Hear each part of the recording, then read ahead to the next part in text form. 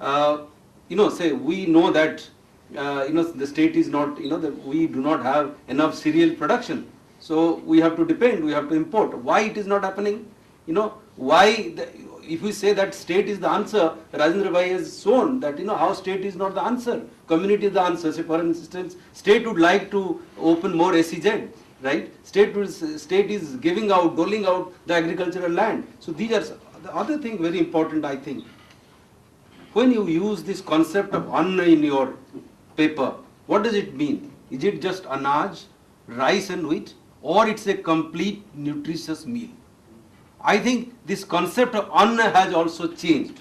And if you go to rural India, if you look at the past, right, if you look at the traditions, I think we were able to give some annadan, right, and satisfy. But I think today's context, we are talking of a holistic meal. This is more important for anybody, and this kind of annadan, I think perhaps has to be seen or interpreted in a different context.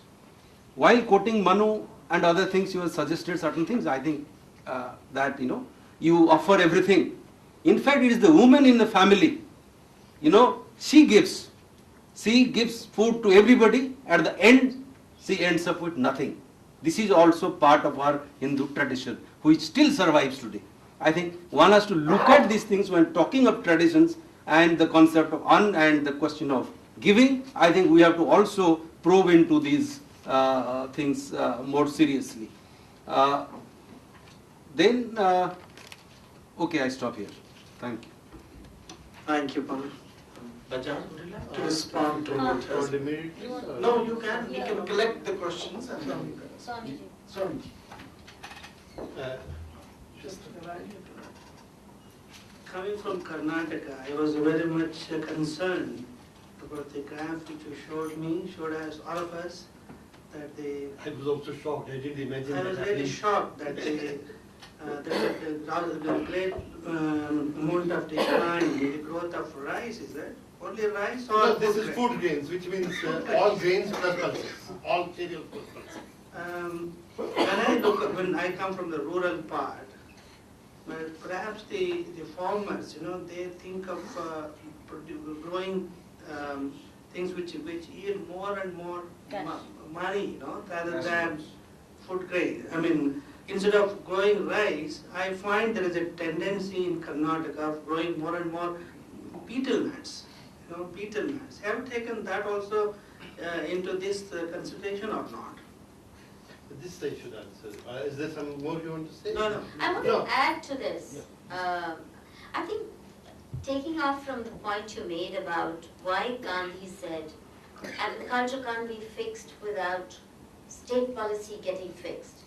And there's eminent sense to it, because we know that as long as during colonial rule, it was usurious taxation. Nothing was left in the hands of the farmer. In post-independence India, it is systematic economic warfare against the farmer by wanting to bring down the prices of food grains, artificially depress price in favor of urban citizens. So many of our farmers' movements have been, including the whole Akali Morcha, has been for allow us to get at least the market price. And numerous restrictions placed on sale of food grains. You can't even sell it to the urban market in your own area. You can't cross borders. You have to give to the government at government fixed prices. This whole obsession with supplying food grain at 3 rupees or whatever. And the entire PDS system has been maintained, the parts of it, at the cost of the farmer. And in that sense, I think what you need to understand is that this whole business of Rajendra Bhai's work has its own validity.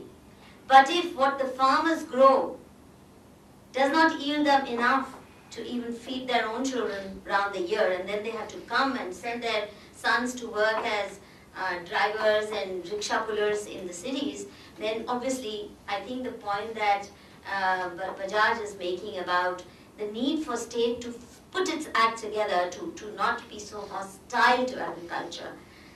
Because Swamiji, this business of moving to cash crops, I think I've heard a lot of farmers say